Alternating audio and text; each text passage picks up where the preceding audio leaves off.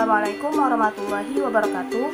Nama saya Ranti Fahira, saya dari jurusan Ekonomi Syariah C semester 6 dengan NIM 1714191. Di video ini saya akan menjawab beberapa pertanyaan untuk UAS mata kuliah Manajemen Perbankan. Soal yang pertama, yaitu jelaskan mengenai prinsip penilaian pemberian kredit dengan analisis 5C dan 7P serta studi kelayakan.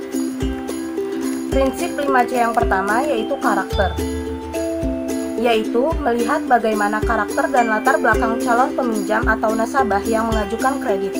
Kriteria karakter ini akan dilihat dari wawancara yang dilakukan oleh pihak bank, biasanya bagian customer service.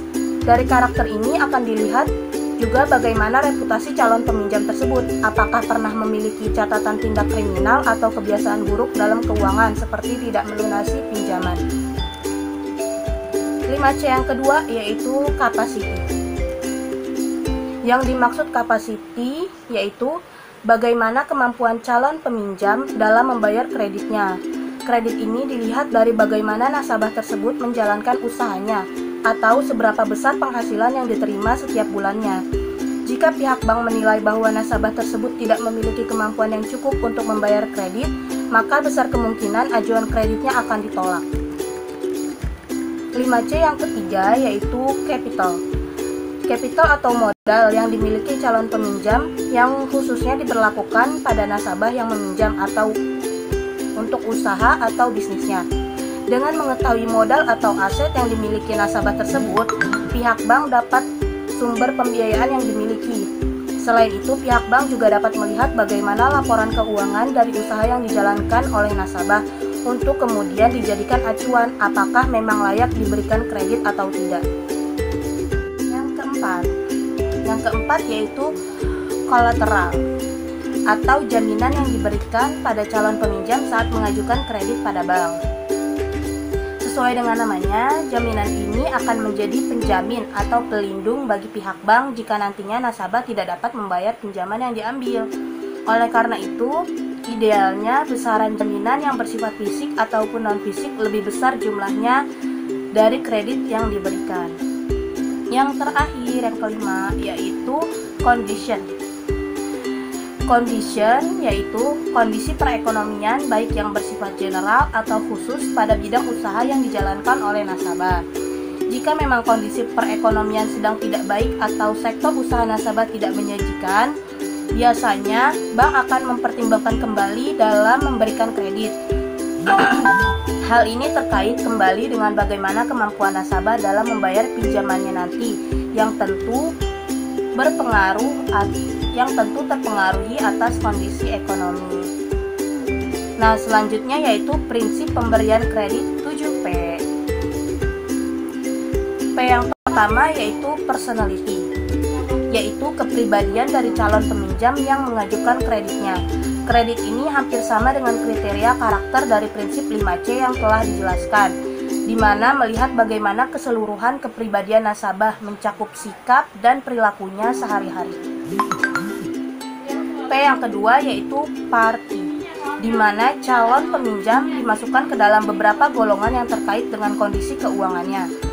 Biasanya pihak bank mengklasifikasikan nasabah berdasarkan modal yang dimiliki, kepribadian, loyalitas, dan lain sebagainya. Dengan adanya perbedaan klasifikasi dan golongan ini, akan ada perbedaan pula dalam pemberian fasilitas kredit nantinya. Selanjutnya soal nomor 2 mengenai perhitungan deposito. Khalisa ingin menerbitkan deposito berjangka dengan waktu 3 bulan pada Bank YZ dengan nominal 300 juta. Pembayaran bunga tersebut langsung masuk ke dalam rekeningnya yang berada di bank. Bunga yang diberikan oleh pihak bank yaitu sebesar 10% per tahun dan dikenakan pajak sebesar 15%. Lalu berapakah jumlah bunga yang dibayar bank setiap bulannya?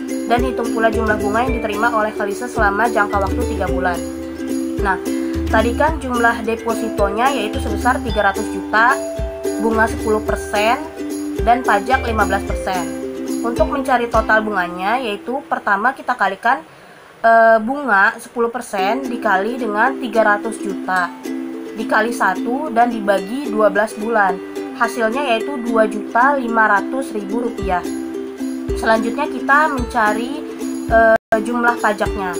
Tadi kan besaran pajak yaitu 15%. Nah, tinggal dikali 15% dikali 2.500.000. Hasilnya yaitu Rp375.000.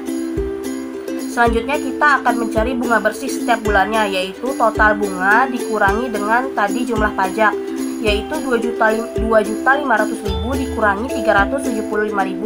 Hasilnya yaitu Rp2.125.000. Jadi total bunga yang diterima Khalisa setiap bulannya yaitu Rp2.125.000. Kalau selama 3 bulan tinggal dikali, berarti Rp2.125.000 dikali 3, yaitu Rp6.375.000 yang akan diterima Khalisa selama jangka waktu 3 bulan. Nomor 3 yaitu jelaskan tujuan umum dari manajemen pemasaran bank dan jelaskan mengenai konsep-konsep pemasaran tersebut.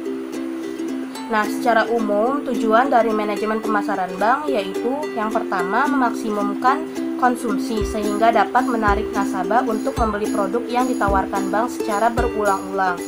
Yang kedua yaitu memaksimumkan kepuasan konsumen melalui berbagai pelayanan yang diinginkan oleh nasabah.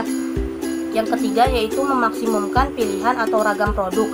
Dalam arti bank menyediakan berbagai jenis produk bank sehingga nasabah memiliki beragam pilihan.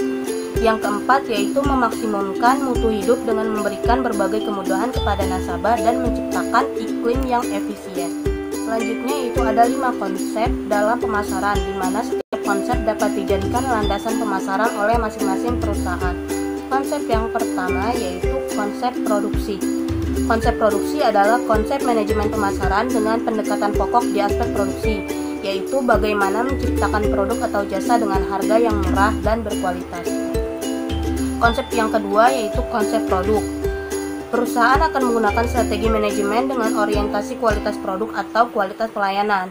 Konsep manajemen pemasaran ini menggunakan kualitas produk sebagai keunggulan kompetitif yang paling utama untuk bersaing di pasar. Bahkan beberapa perusahaan yang juga mengadopsi konsep produk ini menciptakan produk atau jasa dengan kualitas yang premium dan tentu saja dengan jumlah yang terbatas. Yang ketiga yaitu konsep penjualan. Konsep manajemen pemasaran dengan pendekatan penjualan memiliki keyakinan bahwa untuk menciptakan penjualan, konsumen harus dipengaruhi atau dibujuk. Ada banyak strategi penjualan, mulai dari bagaimana melakukan negosiasi penjualan, teknik penawaran atau presentasi penjualan, teknik komunikasi penjualan, teknik membaca gerak tubuh pelanggan atau body language, dan teknik penjualan lainnya. Yang keempat yaitu konsep pemasaran. Perusahaan yang menggunakan konsep pemasaran secara umum untuk manajemen pemasarannya akan menekankan pada apa yang diinginkan dan dibutuhkan oleh pasar. Kemudian bagaimana perusahaan memenuhi kebutuhan dan keinginan pasar tersebut. Pada konsep pemasaran, perusahaan akan menekankan pada mencari apa yang dibutuhkan dan diinginkan pasar, kemudian berusaha untuk memenuhi keinginan tersebut, serta bagaimana perusahaan melakukan komunikasi dan menciptakan persepsi tertentu tentang merek produk di benak konsumen. Dan yang terakhir yaitu konsep pemasaran ke masyarakat. Pada konsep pemasaran sosial ke masyarakat, perusahaan memiliki keyakinan bahwa manajemen pemasaran tidak hanya melulu bagaimana memenuhi apa yang menjadi kebutuhan konsumen sasaran saja, tetapi perusahaan juga akan memikirkan aspek sosial atau dampak sosial dari penggunaan strategi pemasaran tersebut. Jadi konsep pemasaran sosial adalah bagaimana perusahaan memilih strategi manajemen pemasaran yang memiliki tanggung jawab kepada 3 hal, yaitu yang pertama pasar atau konsumen dengan memberikan kepuasan konsumen atau consumer satisfaction. Yang kedua yaitu perusahaan dengan memberikan keuntungan dan pemenuhan tujuan perusahaan. Dan yang terakhir yaitu sosial dengan ikut meningkatkan kesejahteraan masyarakat atau human welfare. Sekian jawaban saya untuk UAS manajemen perbankan ini. Kurang lebihnya saya mohon maaf. Wassalamualaikum warahmatullahi wabarakatuh.